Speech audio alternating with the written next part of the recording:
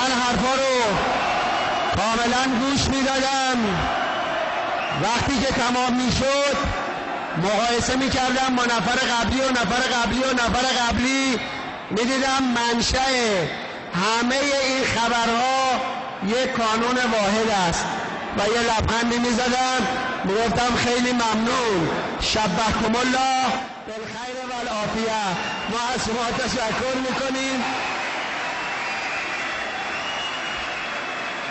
بعد میگفتم اگر شما با آمریکایی‌ها ارتباط دارید بگید.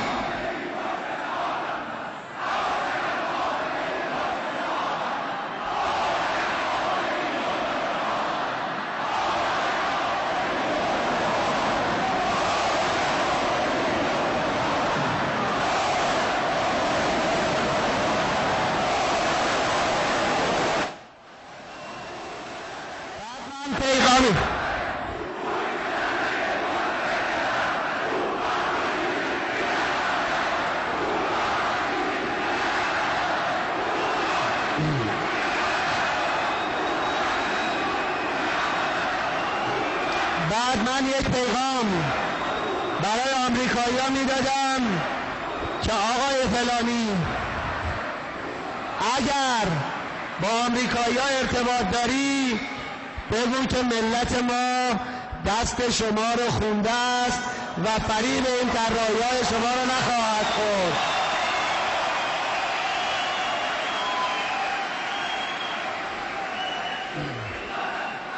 ما رفته بودیم به نیویورک،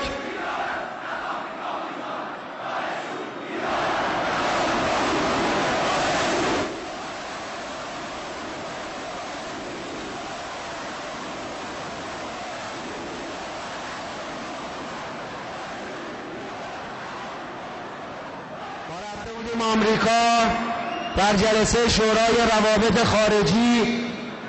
در ذهن من این بود یک نقبی بزنیم به عمق مدیریت آمریکا، ببینیم که اینا چند مرده حلاجن، ما با کیا طرفیم و از این به بعد چی کار باید بکنیم با اینها. ما رفتیم اونجا، اینا با یک آرایش برنامه ریزی شده آمدن برای مقابله. میدونید من قبلا یک نامه برای آقای بوش فرستادم. بدانید شما جوانان عزیز این کشور، زمانی که این نامه نگاشته میشد بنده با وضوح و با توکل بر خدا حقیقت در دلم این بود، خدایا ای خدای بزرگ، در این نامه برای رئیس نظام سلطه و پرچمدار نظام سلطه هدایت قرار بده، دل او را به حقیقت، دل او را به خداپرستی و دل او را به عدالت نرم کن. اما پاسخ ندادند. بعداً تقاضا کردیم، گفتیم شما اگر برای مدیریت جهان خیلی حرف دارید ما آماده هستیم در سازمان ملل با هم مناظره کنیم. گفتن نمیتوانیم. ما گفتیم اگر نمیتوانید به اتفاق مشاورینتون بیاید. باز گفتن نمیتوانیم. در جلسه شورای روابط خارجی این مناظره برپا شد. 28 نفر در برابر 1 نفر. یک سازماندهی داشتند، یک فرماندهی نفر به نفر میفرستاد وسط صحنه سوال بکند. معلوم بود سوالهای اونا حول 2-3 تا محور بود. اولین سوال این بود که شما چرا اسرائیل و هولوکاست رو زیر سوال میبرید؟ در اون سایت منتشر شد متنش. من میخوام حواشیش رو براتون بگم. من پاسخ دادم یکی از اینها که یک آدم 60-70 ساله بود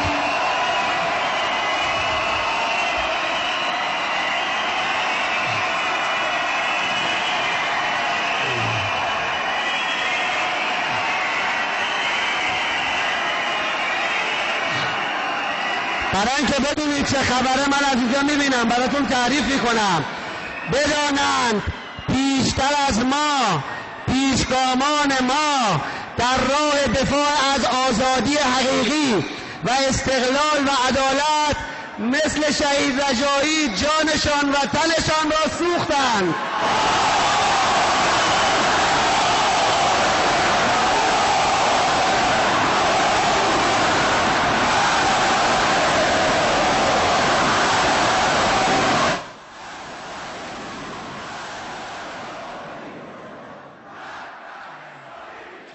افتخار امثال بنده رسیدن به اون جایگاه و سوختن در راه تعالی این ملت است.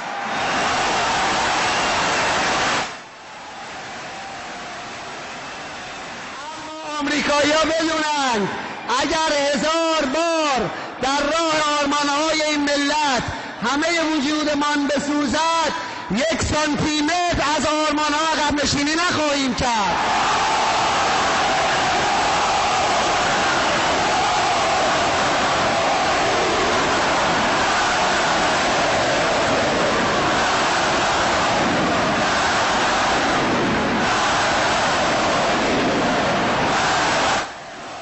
آقای آمریکایی به من میگفت تو اطلاع نداری، ماجرای هولوکاست ربطی به اسرائیل ندارد، یک موضوعی است در تاریخ مال گذشته.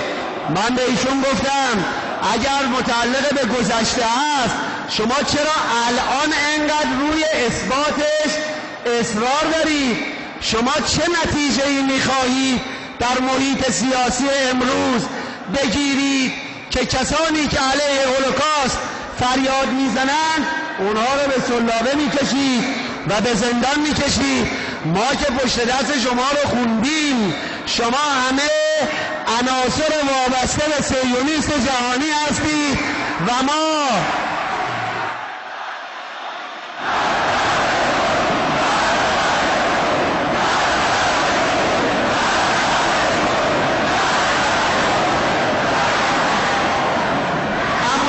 بدید میخوام خستتون نکنم، بالاخره همه همزمان شعار بدید خسته بشید.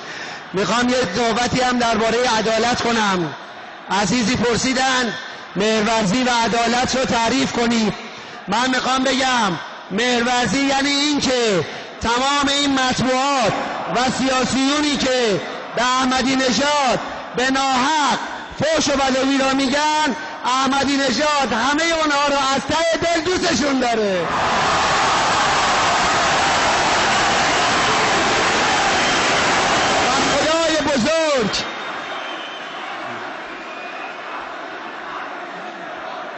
و خدای بزرگ شاهد و ناظر است. من میخواهم بدونن که این چیزا اثری ندارد.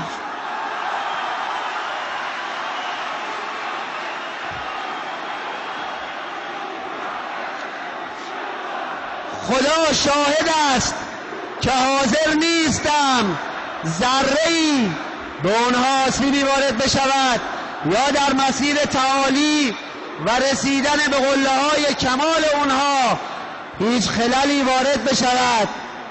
علت اصلی بسیاری از مخالفت‌ها با احمدی نژاد این است که احمدی نژاد از دانشگاه برخاسته است و روحیه دانشجویی و عدالت‌خواهی را حفظ کرده است.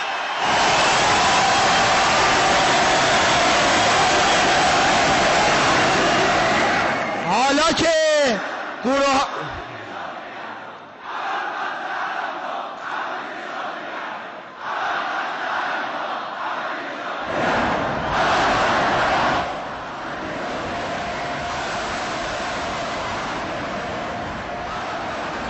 ابوالفضل علمدار این جوانان شجاع را نگه دار.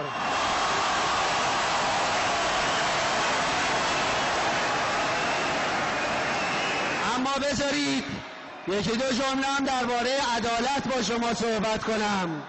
شما عدالت رو بهتر از من میفهمید و لمس میکنید. پیشرفت ما، ارتقای ما وابسته به عدالت است.